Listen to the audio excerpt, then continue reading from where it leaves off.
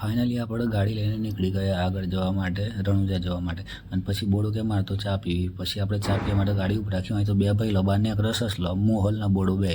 અને પછી અમને તો ચા બનાવી દીધી અને મને કે અંકિતભાઈ તમારે ચા આપવાની છે.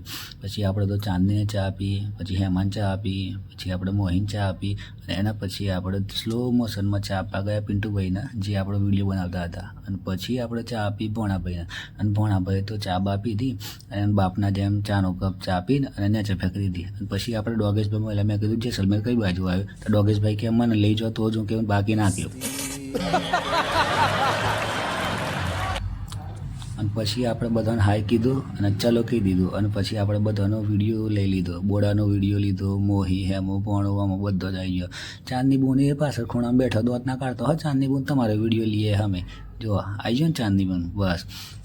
અને પછી આપણે લઈ લીધો પિન્ટુભાઈનો વિડીયો. અને પ્રવીણભાઈ તો પછી આપણે હમ જોઈને દોત કાઢતા હતા.